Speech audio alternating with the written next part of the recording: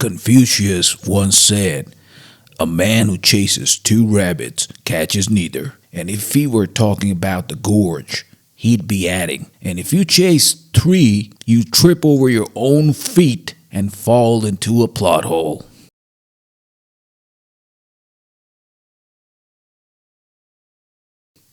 This movie is trying to be so many things at once. I'm surprised it didn't turn into a musical halfway through.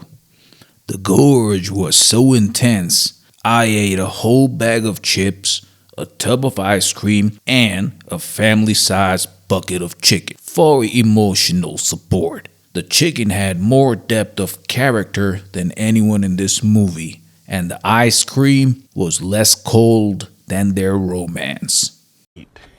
Yeah, boy. So we got Anya Taylor-Joy and Miles Teller as elite snipers, stuck in towers on opposite sides of a big-ass trench, protecting the world from some mutated World War II soldiers that look like they just lost a bar fight with a forest. And surprise, corporations are evil. Who knew? Then there's the government, because of course, the government. They tell these snipers don't talk to each other, which obviously means they immediately start flirting through binoculars like two kids in a Catholic school. They pass notes, play chess, even bang while tree zombies try to claw their way out of the trench. Good for them. Then we hit the big twist. Turns out this whole thing is one giant unethical science experiment to make super soldiers. Military-industrial complex at it again. So, the lovebirds blow the place up with a conveniently placed self-destruct button. Of course, because every shady government operation comes with a blow-it-all-to-hell option. No! Then, we get the grand finale. Big explosions, last-minute confessions, and a really make-it moment that drags on longer than it needs to. And guess what? He survives. He just strolls into a diner in France, gives his girl a smirk and some dumbass dialogue, which I did not hear because I was scratching my ass at that time, and boom, roll credits. Now, I'm a Scott Derrickson fan. You know, he's the guy who did the movie Sinister. I mean, that flick scared the hell out of me. The Black Phone, damn good. Even Doctor Strange was a good movie, but The Gorge, well. Miles Teller's character, Levi Kane, exists in a liminal space, a soldier of purpose but without agency. Opposite him, Dresa, who's played by Anya Taylor-Joy, represents something else. A kind of existential awakening. But here's the issue. The film never commits to a clear exploration of what their journey means. Now, Teller's a guy who knows how to bring intensity, but here, he's kind of like stoic to a fault. Then we got Anya Taylor-Joy, and let me tell you, this girl can act circles around most dudes in Hollywood. She's got that old school femme fatale energy. But the script, man, they don't give her nearly enough to work with. Visually, the gorge is stunning. The sniper towers, the fog-covered wasteland, the decayed military installations, cinematic poetry.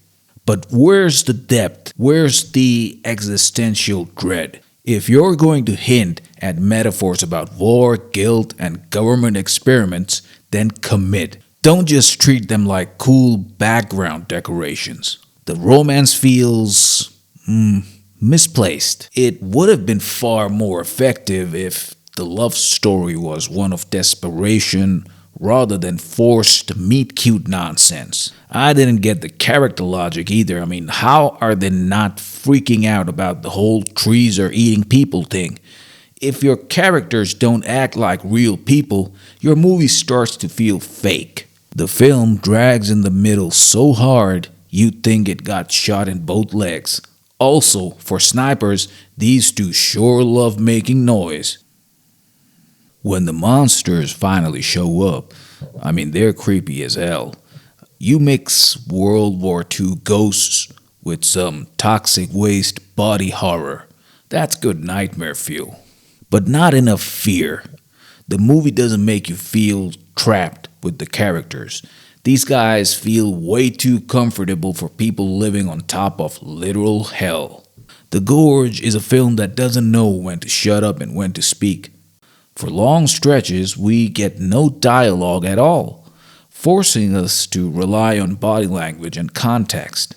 Then, suddenly, we're slammed with the clunky exposition and half baked twists. It's frustrating because there's something great buried in here. It just needed another rewrite.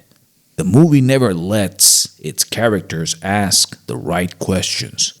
You've got an entire gorge of mutant abominations, and the leads are too busy flirting over binoculars. That's not tension. That's a missed opportunity.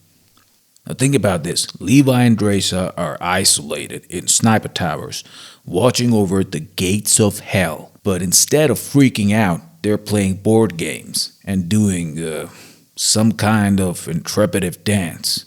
That's right. Oh, and instead of uncovering the mystery of the gorge, they ignore it for an entire hour so we can watch them fall in love. Super necessary, although, if it is a chick flick, so I guess all goes fine. And when they finally find out what's going on, they just happen to stumble upon a conveniently placed instructional VHS tape. Of course, seems like the kind of thing people trying to cover up a major biohorror accident would leave lying around. The Gorge mistakes ambiguity for depth.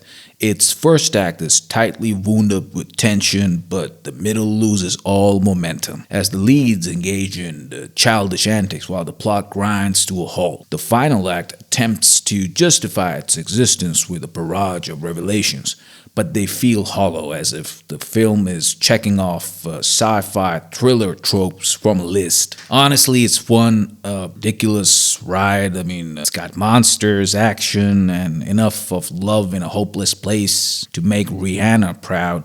Just don't think too hard, and I guess you'll have a good time. So this was a review made by the morbidly obese duck, and I'm just gonna waddle away now.